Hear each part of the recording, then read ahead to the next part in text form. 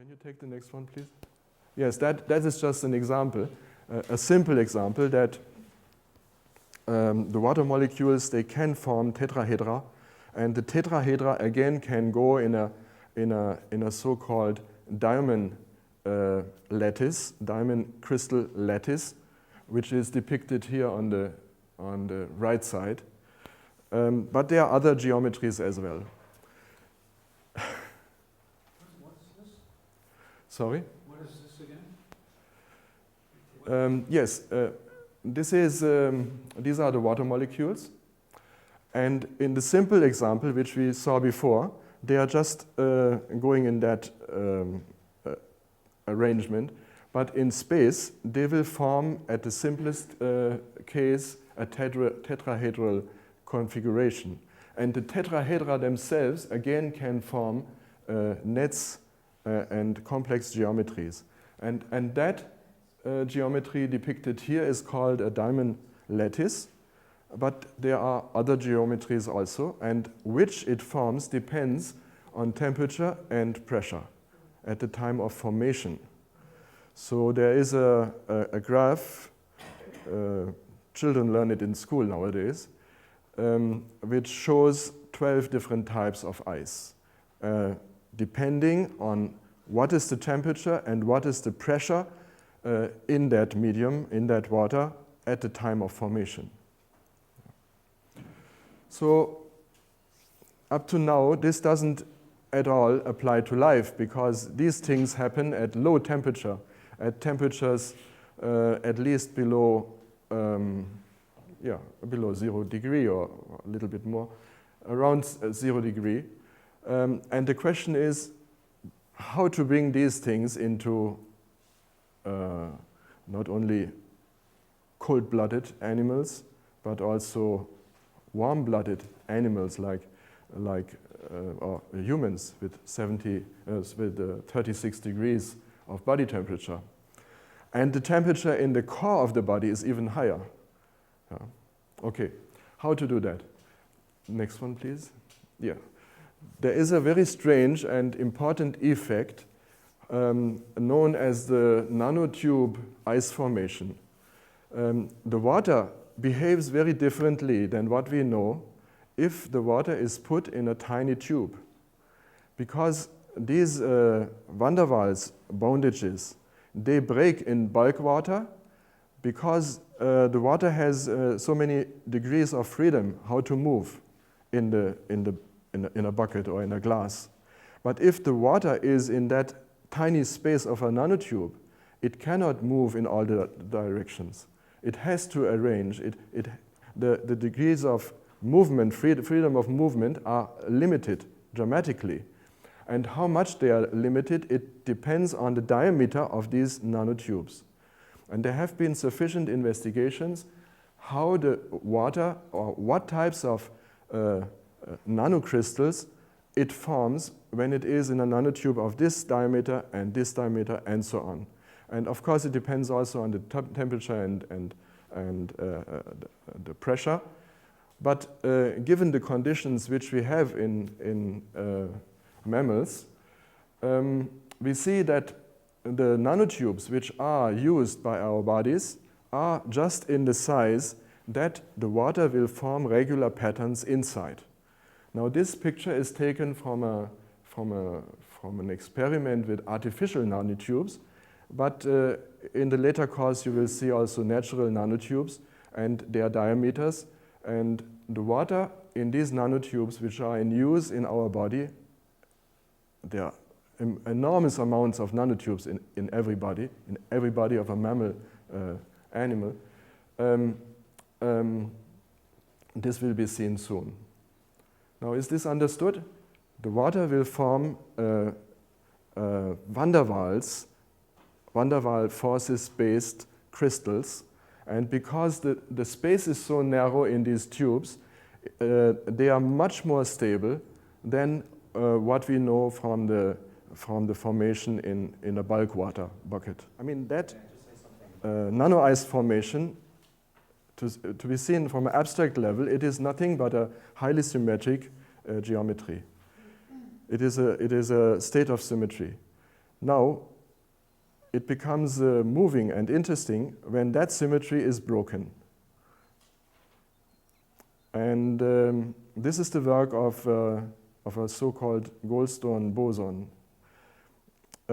Just for simplicity's sake, I might tell a short story how the Goldstone bosons were realized, or not invented, but how they came into the mind of people. There was a physicist, as much I remember, it was in Scotland or near to that. Yes. And he was riding on a horse on his way over his fields or to the work. Along the Forth and Clyde Canal. Yes. The first canal in the world. Yes. Well, the first canal in the modern world, I should say, of course. And they have a lot of canals there, isn't it? They have canals all over to bring the water out of their fields. No, it was meant as a transport system. Oh, but it doesn't matter. Yeah, but it is full of canals, the area. I have not been there, so I'm sorry, but hopefully I have to go there. I lent you a bike, you would cycle along there, I'll show you where it was. Yes, to see the starting point of Goldstone bosons. If we do it, it'll be magical. And he was riding there, and he saw a wave going in these canals, and it didn't stop. It just went and went and went and went. And it was constrained. It looked like a bubble, looked like something under the water, a bubble of water which just moved up. And it was fast. He had to gallop to keep up with it. Yes. So, very strange way. What is it? Yes, and then he investigated, what is this? Very strange thing. And he hardly can pace up with the speed of that and give more speed to the horse. And so he started examining what it is. Then he found somewhere it has started, and then it goes to both the sides as one wave. So then it became abstract, and it was generalized, and finally that principle was put into quantum physics, because it was seen that a boson is also a wave package, and that is also a wave, and they are produced pairwise, and now we can see that symmetry breaking. Where it comes from, very quickly, is that if you have something which has a waveform itself underlying that, and if what happens is that instead of the thing sitting in one trough, it sits at one point in one trough, another point in another trough, then there's a thing which goes up and over the trough in the middle. And that thing going up and over the trough in the middle can't be lost. It can move, but because you've got some bit, one bit of this trough, and you've got the heads of the Goldstone boson in the middle. And because half fits over here and half fits over there, it can't escape. So what it does, it sits in these two troughs. But it doesn't do that in one dimension, it does it in 3 dimensions. So you've got to imagine troughs in 3 dimensions. That's what it is. One of them. Okay, and now this type of phenomenon we can put into a situation of high symmetry. Then there would be a symmetry breaking, means the symmetry breaks somewhere, and then that broken symmetry will propagate, and that symmetry breaking is often thought as being mysterious, but all it is instead of them both being the same trough symmetric, it's in 2 troughs broken symmetry. Oh. Okay, that's all it is. Oh. But people, it's a big word. Can you repeat? So people, symmetry breaking is, for the initiated particle physicist, one of the deep mysteries, which I shall demystify. All symmetry breaking means is, if it's symmetric, it means that it's the same moving forwards and backwards. So it's like being in a trough. If I'm in a trough which is symmetric, then it doesn't matter where I am in the trough, it just looks the same. I can wander along it, it's all the same. And I've got another trough over here, and I can wander on that, and it's all the same. But what I don't know is there's another trough over there. However, if something is in both troughs, then somewhere in between it has to have a hump going over the trough. And that hump is energy. And that's a bosonic piece of energy. And the symmetry breaking is that it's in 2 troughs. That's all. Yes, it comes from this state to that state. Yes. This is the Mexican head model. Exactly. Because you have this, and then you rotate it, and you get a hill here, which is of high energy, and it goes to the lower energy in the valley around. So that is the model, but still, that is physicist point of view, and we have to apply this on the protoplasmatic life or protoplasmic life. Now how it works here? So we have a symmetry of water molecules, and they are arranged in a specific pattern due to the temperature, pressure, and the size of the nanotube. And now, because of a disturbance in that symmetry, the dipole of a water molecule will skip, and it goes back to the original position. And that skip propagates to the next position. It skips, goes back, next one skips and back.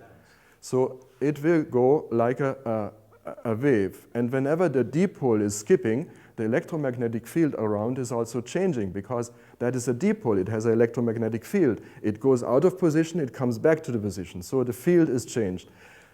Now, that becomes interesting, isn't it? Let us see how it is interlinked, and how it works in a cell, in an organ, and finally in the brain, and what we can do with that. Please. Yes, it is interlinked, that's clear. Now let us see for some examples, please. Before going to the nanotube, which is a highly developed structure in a cell, we can even see what is before having nanotubes. Within every cell, usually we think the cell would be just filled with water, and in that water, the various organelles are swimming. But that is not true. And it has been found recently only. When I was studying medicine, we didn't know more than that. We had all the organelles, means the Golgi apparatus and so on and on and on, and they were swimming in a protein diluted in water. But seen properly, it is filled with meshes of microfilaments. The microfilaments are made of the same material like the nanotubes, but they are, the nanotube is made of many microfilaments in an arranged way, in a special way. And before the cell can produce these microtubes, it certainly produces microfilaments. And they are these threads, and they are filling the whole cell, and they are forming what is called a cellular skeleton.